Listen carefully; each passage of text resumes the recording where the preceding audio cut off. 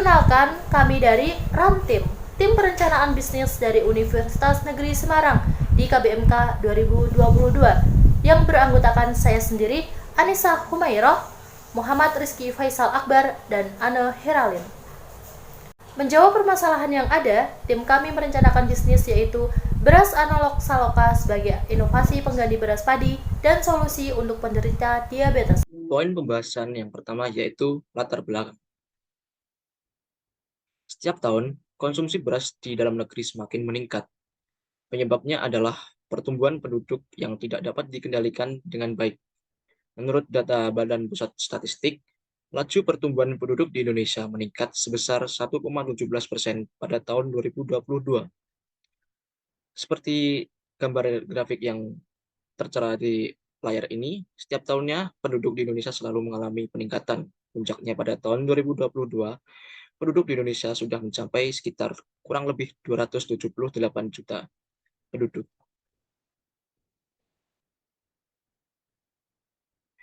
Peningkatan ini tentunya akan berdampak serius terhadap ketersediaan bahan pangan pokok seperti beras. Permasalahan pokoknya adalah ketergantungan masyarakat terhadap beras. Kita dari tim RAN akan mencoba berinovasi membuat rancangan bisnis mengenai beras analog yang berasal dari umbi-umbian yang dijadikan sebagai beras analog atau pengganti sumber bahan makanan pokok. Nah, jenis umbi-umbian yang akan kita kelola nanti yaitu umbi-umbian jenis talas. Menurut definisinya, talas merupakan jenis pangan lokal yang jarang dimanfaatkan oleh masyarakat. Pemanfaatan umbi-umbian ini umumnya bersifat sederhana, namun masyarakat luas belum mengetahui bahwa umbi-umbian dapat dimanfaatkan sebagai bahan pembuatan beras analog yang dapat menggantikan fungsi beras padi sebagai bahan makanan pokok. Selanjutnya, alasan pemilihan usaha dan manfaat. Alasan tim kami untuk memilih usaha ini yaitu yang pertama, karena ketergantungan masyarakat terhadap beras padi. Dengan tujuannya yaitu memberikan opsi kepada masyarakat mengenai sumber makanan pokok tidak harus beras. Masih banyak lagi sumber karbohidrat yang dapat dijadikan sebagai beras analog. Yang kedua, karena masyarakat menganggap bahwa talas adalah panganan tradisional. Dengan tujuannya menumbuhkan minat masyarakat terhadap makanan tradisional lokal kita. Yang ketiga, karena kandungan kalori dan glikemik pada talas yang rendah, di mana dapat menjadi solusi bagi penderita obesitas dan diabetes. Selanjutnya, program kompetisi mahasiswa nasional bidang manajemen dan keuangan atau KBMK sangat bermanfaat bagi mahasiswa terkait apa yang kami harapkan dari pelaksanaan program ini, yaitu yang pertama, memberikan dampak positif terhadap perekonomian baik di lingkungan sekitar maupun nasional dengan menggeliatkan UMKM dan entrepreneur dari kalangan mahasiswa. Yang kedua, sebagai wujud realisasi teori wirausaha yang diajarkan selama kuliah. Yang ketiga, sebagai jalan membuka lapangan pekerjaan dan memberikan dampak positif finansial bagi orang lain. Yang terakhir, mewujudkan setiap ide, teori, atau gagasan menjadi sebuah peluang yang mampu memenuhi kebutuhan masyarakat.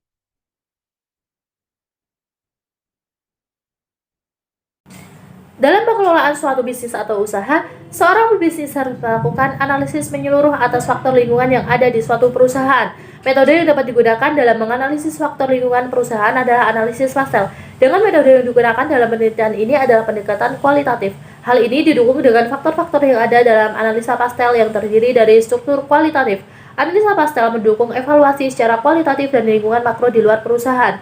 Yang pertama, analisa politikal. Pemerintah Indonesia telah mencanangkan target menurunkan angka stunting sampai 8% pada tahun 2050. Permasalahan pangan sangat strategis karena berkaitan dengan produktivitas secara mikro dan makro. Perwujudan pangan sehat adalah strategi guna memelihara aspek politik di Indonesia. Yang kedua, analisa ekonomik. Brand jasa layanan ini menjangkau luas masyarakat tingkat lokal, regional, sampai nasional dengan mudah dijangkau melalui media online sehingga efisien dan efektif. Analisa yang ketiga, analisa sosial. Tren peserta program jasa layanan adalah masyarakat dari berbagai kalangan masyarakat usia dewasa yang membutuhkan dan akan meniti karir sebagai pelaku bisnis dengan mengandalkan proses produksi yang higienis, sanitasi, dan memperhatikan ketiga. analisa teknologi. Produk dan produksi pangan dan makanan pokok dikembangkan dengan menerapkan teknologi guna menghasilkan produk pangan baru yang dibutuhkan untuk menjaga stamina dan kebugaran. Hal ini dilakukan karena secara ilmiah menguntungkan bagi konsumen untuk bisnis dan kesehatan. Yang kelima, analisis legal.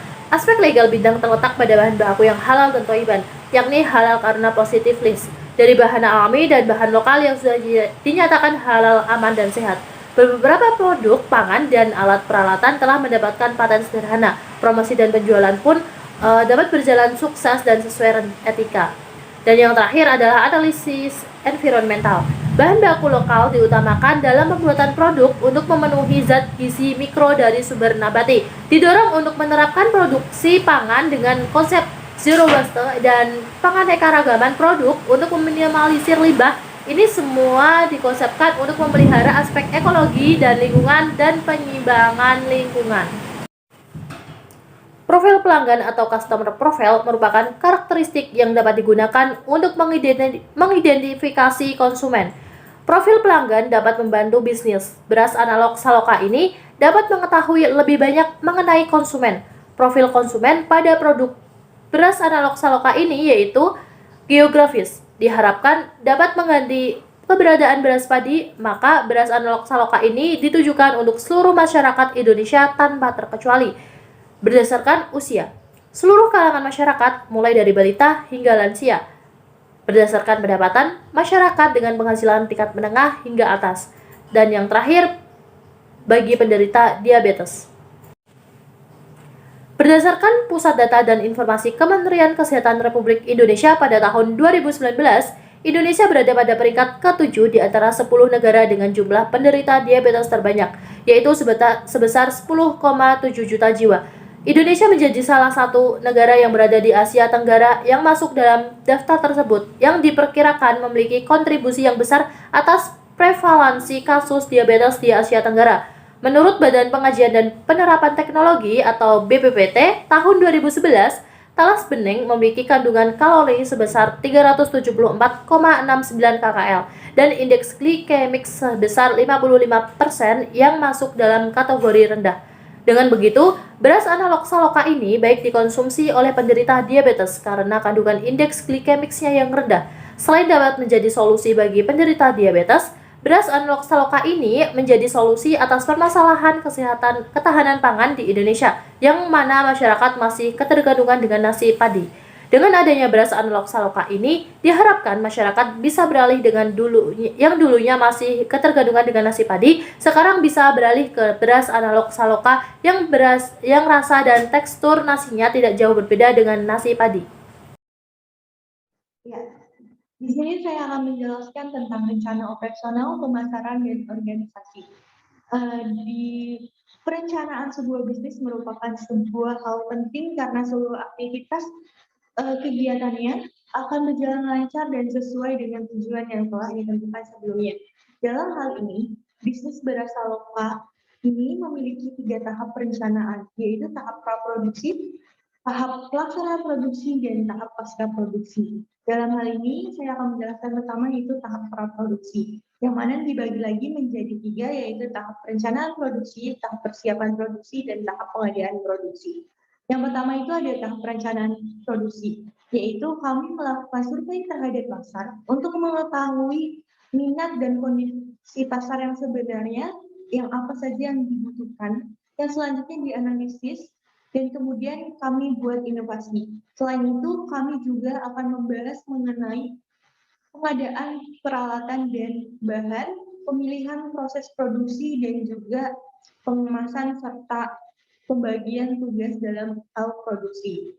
Dan selanjutnya itu ada tahap persiapan produksi yang mana dibagi menjadi 2 kegiatan, yaitu penyediaan alat yang dibutuhkan. Alat yang dibutuhkan adalah mesin extruder, mesin penggiling, wajan, tampah, sendok, pisau, ayakan, timbangan, dan juga parutan gula serta plastik untuk pengemasan. Yang selanjutnya adalah penyediaan bahan, yang mana bahan yang kami perlukan adalah talas bening, tepung aren, GMS, dan air. Selanjutnya adalah pengadaan produk, Ya, dalam hal ini kami membuat beberapa sampel yang nantinya akan dipilih menjadi yang terbaik, dan selanjutnya sampel tersebut dipilih menjadi yang terbaik dan akan dibawa ke proses selanjutnya untuk produksi dalam jumlah yang besar. Yang selanjutnya adalah tahap pelaksanaan produksi. Akan dibagi menjadi dua, yaitu proses pembuatan tepung talas dan proses pembuatan beras analog saloka. Yang pertama itu proses pembuatan tepung talas. Tepung talas bendeng yang sudah sesuai dengan kriteria kami akan dikupas hingga terlihat dagingnya. Selanjutnya akan dicuci bersih hingga memisahkan dengan getahnya. Setelah itu, talas yang sudah dicuci akan dikupas menggunakan serutan buah. Proses pengupasan tersebut akan dilakukan di atas air untuk memisahkan dari getahnya. Selanjutnya, setelah proses penyerutan tersebut, talas akan dijemur di atas terik matahari selama 2 hari. Selanjutnya akan digiling dengan gilingan tepung agar mendapatkan tekstur yang sesuai dengan kami inginkan. Tepung talas tersebut akan kami ayak dan selanjutnya akan dibawa ke tahap proses produksi beras analog saloka. Yang selanjutnya itu ada tahap pembuatan beras analog saloka. Tepung talas dan tepung aren serta GSM serta air akan ditimbang sesuai dengan takaran yang telah ditentukan. Selanjutnya, dengan komposisi tersebut akan dicampurkan menjadi sebuah adonan dan dimixing selama 10 menit. Lalu dicampur air lagi dan dimixing lagi selama 10 menit. Setelah menjadi sebuah adonan, langkah selanjutnya adalah memasukkan adonan tersebut ke mesin extruder untuk dicetak menjadi sebuah beras. Setelah beras tersebut jadi, akan di-oven selama beberapa menit dan beberapa jam agar kandungan air dalam beras tersebut bisa berkurang. Selanjutnya itu adalah tahap pasca produksi, yang mana tahap ini merupakan tahap pemasaran dari sebuah bisnis. Tentu saja merupakan tahap pemasaran produk kami. Produk kami akan dijual secara offline dan online. Jika untuk menjangkau lebih banyak target pasar, pemasaran secara online ini kami lakukan menggunakan sosial media seperti WhatsApp, Instagram, Facebook, dan juga kami menyediakan marketplace seperti Shopee, Tokopedia, dan Bukalapak. Sedangkan pemasaran secara offline ini akan kami lakukan menggunakan penyebaran brosur, banner, dan membuka reseller dan agen serta mitra yang akan kami sediakan. Ya, yang selanjutnya ada struktur organisasi. Sama halnya, beras analog saloka ini memiliki struktur organisasi sebagai berikut. Yang pertama ada Chief Executive Officer, yang mana tugasnya adalah memimpin dan bertanggung jawab terhadap perusahaan. 2. Menentukan dan memutuskan peraturan dan kebijakan yang akan berlaku pada perusahaan, mengkoordinir dan memonitoring seluruh kegiatan dan aktivitas yang ada di dalam perusahaan. Yang keempat, menentukan strategi guna mewujudkan visi dan misi yang ada di dalam perusahaan. Yang selanjutnya itu ada Human Resource Manager, yang tugasnya adalah menyusun dan merencanakan strategi kebijakan pengelolaan SDM yang baik. 2. Menyusun rencana dan kerangka perusahaan. Yang ketiga, memberikan pelatihan dan rutinitas tahunan kepada para pegawai dan karyawan guna meningkatkan kualitas dan skill yang karyawan miliki. Selanjutnya ada Chief Marketing Officer, yang mana tugasnya adalah merencanakan dan menetapkan strategi pemasaran. Kedua, bertanggung jawab pada penjualan produk. Yang ketiga ada mempertahankan customer lama dan mencari customer yang baru. Yang keempat ada memiliki wewenang dan untuk menentukan promosi mana yang baik untuk sebuah produk kami, untuk memperluas jaringan target pasar kami. Selanjutnya ada Chief Finance Officer, yang mana tugasnya adalah mengkoordinir perencanaan keuangan perusahaan atau anggaran perusahaan, menerima laporan arus kas dan yang keluar dan masuk dalam perusahaan, melakukan sistem pencatatan dan perusahaan, merencanakan dan mengendalikan sebuah keputusan dalam semua kegiatan atau aktivitas akuntansi yang ada dalam perusahaan.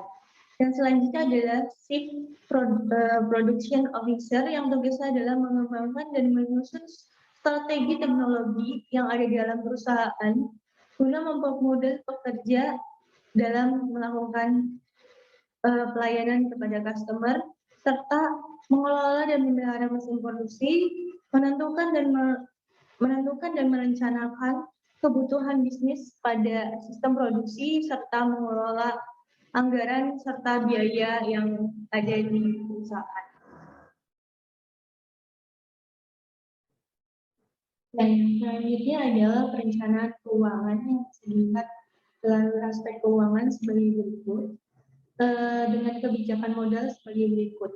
Modal milik Anissa Humayron sebesar Rp5.145.000, Rizky Faisal sebesar Rp5.000, Ani Heralin sebesar Rp5.000 dengan total Rp15.145.000.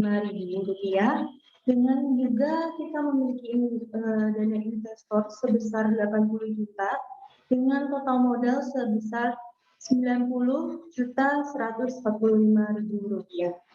Selanjutnya itu ada justifikasi anggaran yang bisa dilihat menjadi satu, capital expenditure cost, yaitu biaya pembelian mesin extruder sebanyak 1 unit dengan harga Rp80 juta, pembelian mesin mixing 1 unit sebesar Rp5 juta, biaya pembelian mesin penggiling tepung sebesar Rp5.695.000, dan biaya pembelian mesin vakum 1 unit sebesar Rp150.000 dengan total sebesar